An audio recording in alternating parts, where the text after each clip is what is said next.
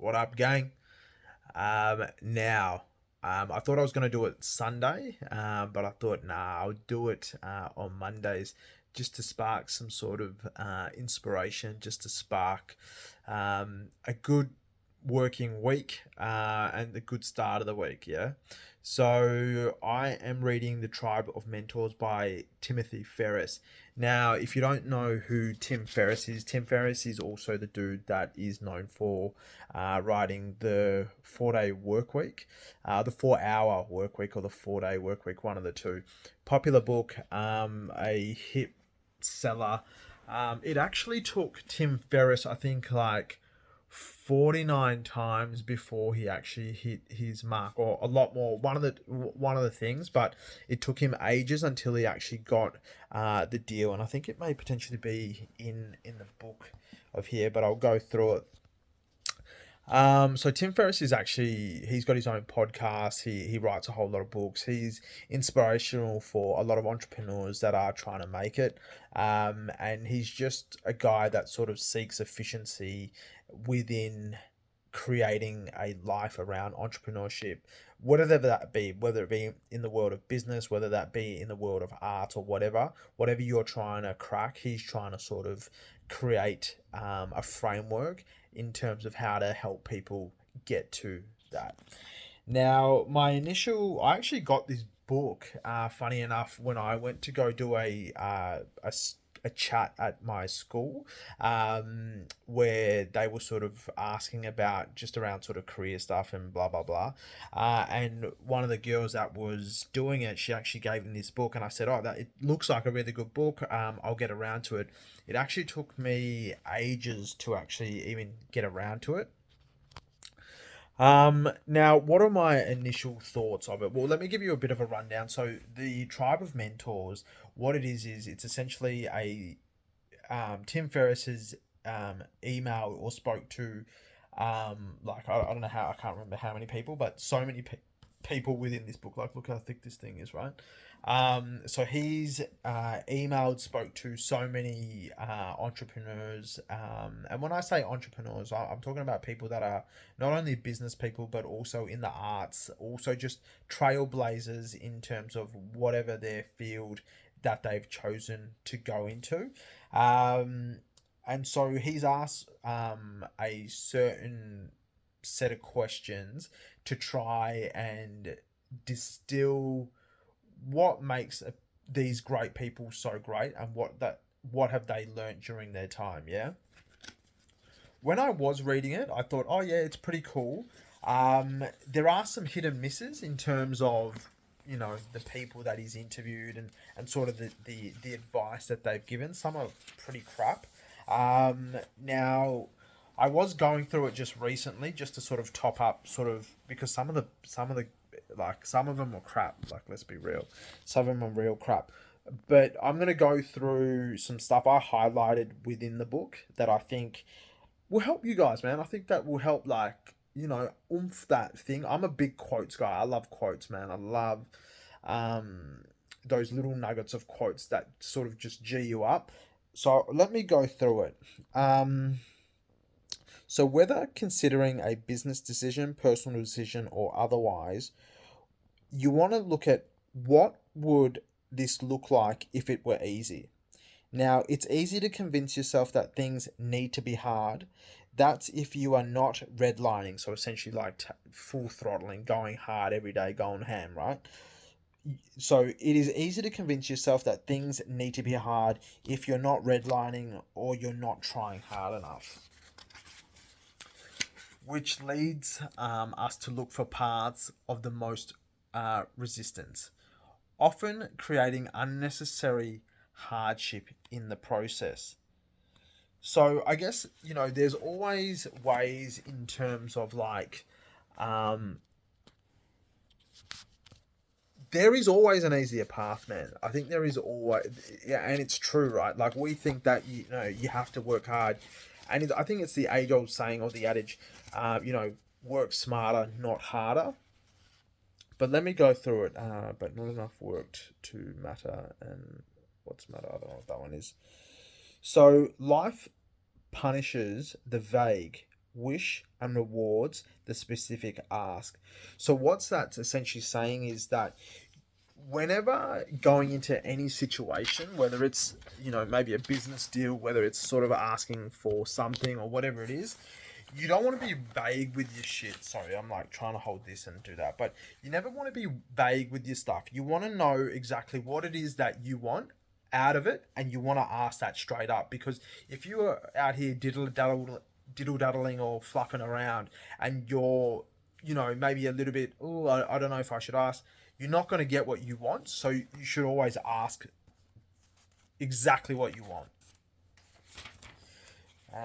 All right.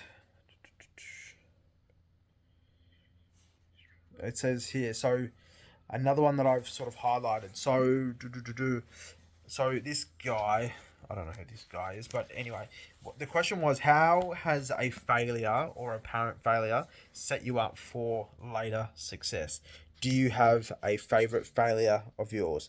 And it goes, this one particularly, this is actually Tim Ferriss, so funny enough. The superheroes that you have in mind are nearly all walking flaws. Humans are imperfect. You succeed because you find your unique strengths and focus on developing habits around them. And he says everyone struggles. So I think that, that's a good one. You want to know that, like, the people that you see that have done it, or where you see people that are in positions that you want to be in, and you're like, fuck, they must be like sort of superhuman. They must have just been animals in terms of how they did it. But everyone's the same. Everyone is not a superhuman, and everyone is essentially built the same. It's just that you have to know where your strengths are, and you need to hone in on those particular strengths.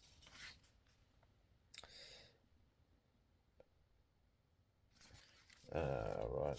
One of them was, what are some bad recommendations you hear in your profession of expertise? A close cousin of the previous question. Many problems of focusing are best solved by defining what to ignore, which is one that I highlighted. Life shrinks or expands in proportion to one's courage. It's a short reminder that success can usually be measured by the number of uncomfortable conversations we are willing to have, and by the number of uncomfortable actions we are willing to take. So that's pretty much, that was all Tim Ferriss, who did that. So now one of the guys that he interviews is Samin Norris, who is a writer and chef. So he must be a popular dude. I've learned to envision the ideal end to any project before I begin it now, which is a good thing. Actually, Danny Grant, who is the owner of Empire, he sort of says that he always thinks of, whenever he's going to start a business deal, or he's ever going to start a business, he always thinks of, like, how is this, what is it going to look like with this business? Is it something that I'm going to sell? And what is that process going to look like before he actually gets into it? All right. So in the last 5 years, what have you become better at saying no to? It's when I'm fuzzy about where I'm headed that I start to say yes to things willy-nilly. And I think that's huge, man. I think that when you don't have a clear direction of what you want to do or where you want to go, you'll say yes to things that just to fill the time. But it's when you sort of know, all right, this is what I need to get done, this is what I need to achieve, is when you become a little bit more stricter with your time. All right, let's go.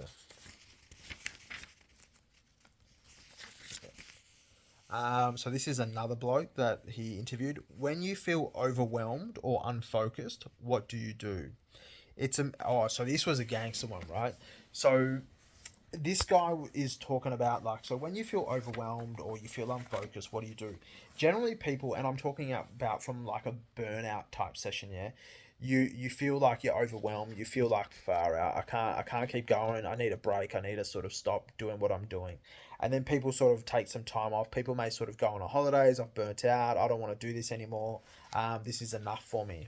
But what this guy was saying is that what really energizes you is, it's amazing how a good day's work will get you right back into feeling yourself. And so sometimes putting in good work or doing something good, like something that you enjoy doing or whatever, and even though it's been like a ball ache to you in terms of doing it, but once you get one good day, that sort of helps propel that momentum that you're trying to create for yourself. So don't forget the power of doing that.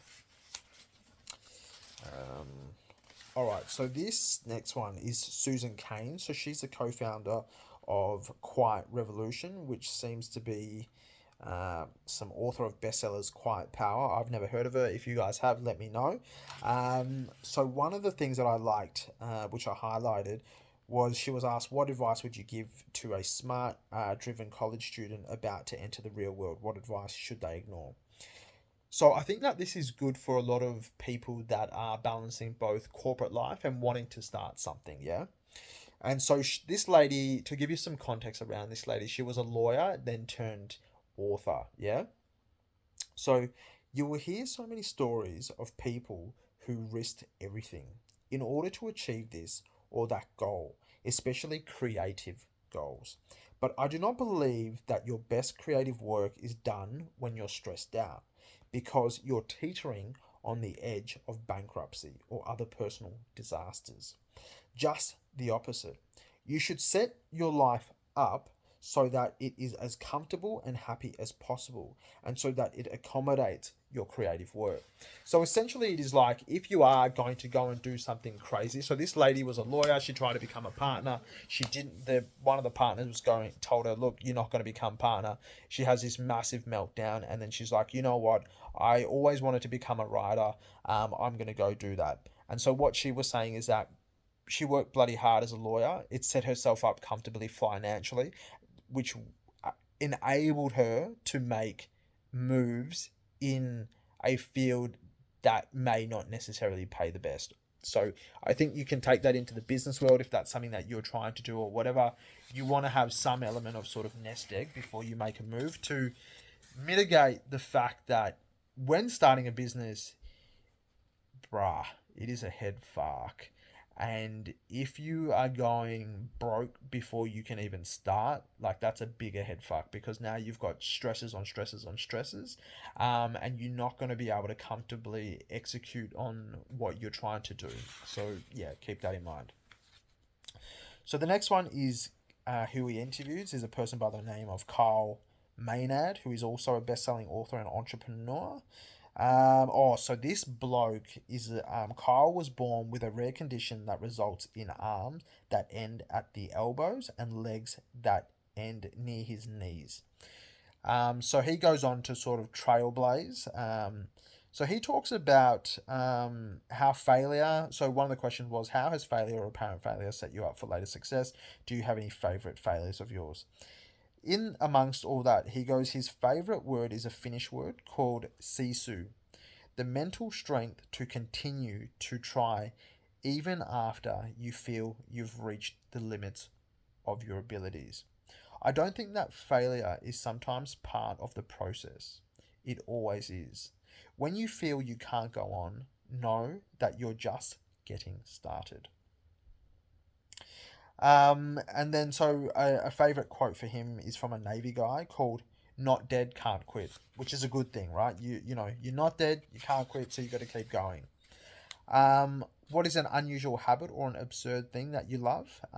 He sort of just says, suffering is the greatest teacher that I've ever had. So he believes that suffering helps put a lot of things into perspective. Suffering also, you have to dig deep when you go through a period of suffering, and whatever that may be. Some level of hardship creates the person. So you will be able to maneuver through certain things, should you have experienced or been subjected to certain aspects throughout life, fundamentally. Um, he sort of, one of it was, what advice would you give to a smart, driven college? He says, follow bliss. Bliss is the highest peak of what brings you joy. Expect it will take courage to follow your bliss, and expect it will suck at times. Expect you are going to have to take risks for it.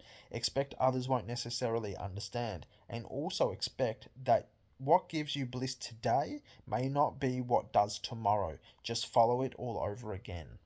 And then he goes into, which I think, look, I like that. I think that there is a strong element to that. I think that everyone has passion projects. Everybody wants to start something. And when you start something, it may give you a joy then and there. And I can attest to this. When I was doing the photo booth was mad, bro. Like when me and one of my good business partners and best mate, closest friend, we started, bro, that going on that journey with him was absolutely incredible.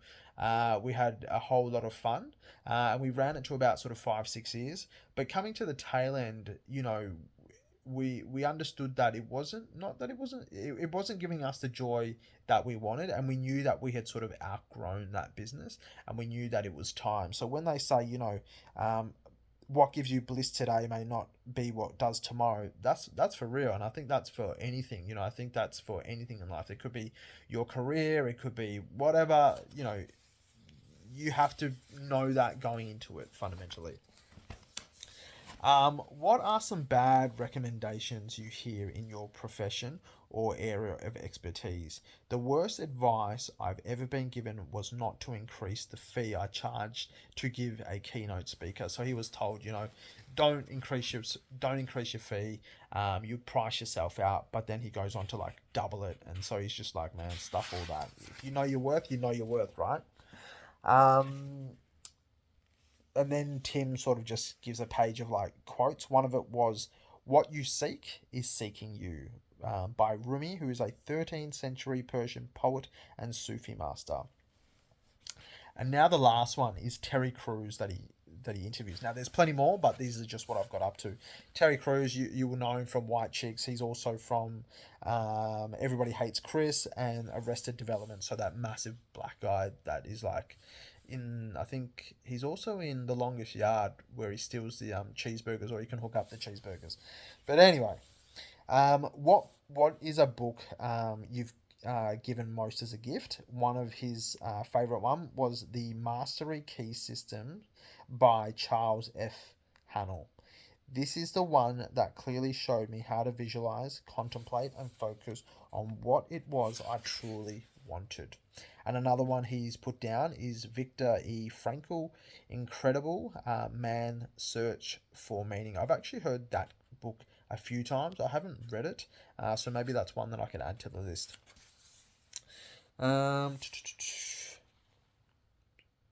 He says, so this was a cool story, right?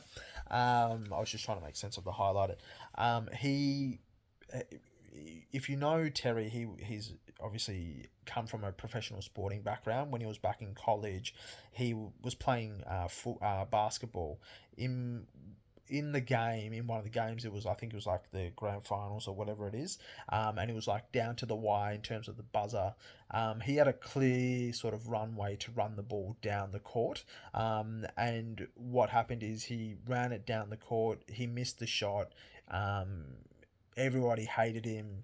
His coach reined him out and sort of said, "You should have passed it to the best player. You shouldn't have done that." And then he goes, he was depressed after this, blah, blah, blah. And then he goes, "Hey, when all the chips were on the line, you didn't leave your future up to others. You took your shot. From that moment, I decided that if I was ever going to succeed or fail, it was going to be up to me. I was changed forever from that moment." What else?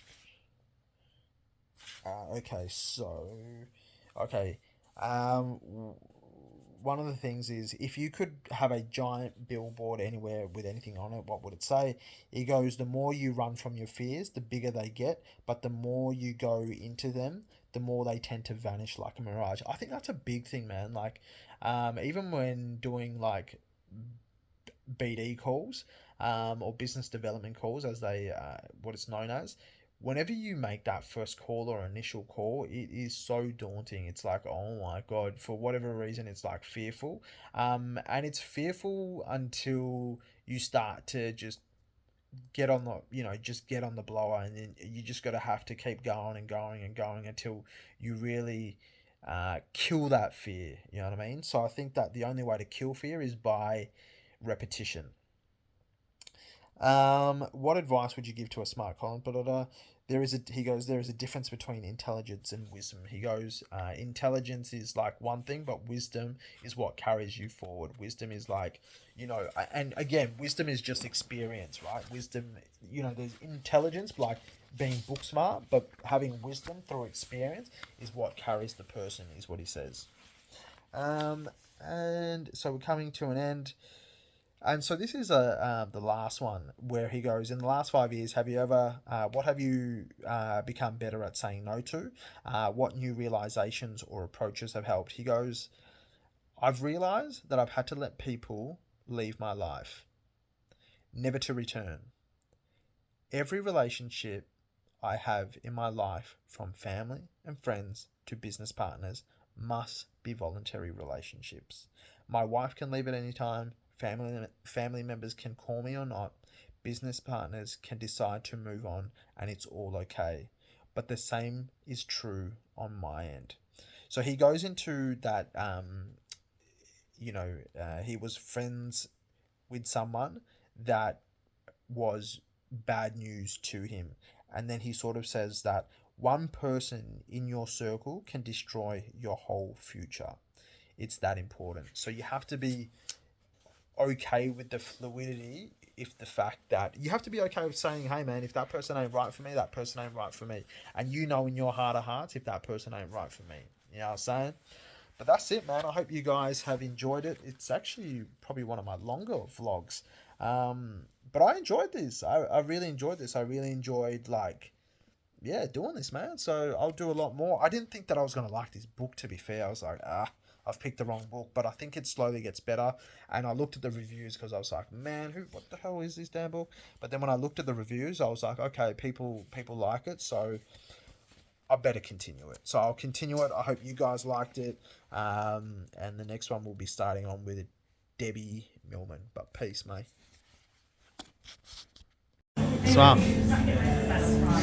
I reminded him to vlog. I just want to tell you.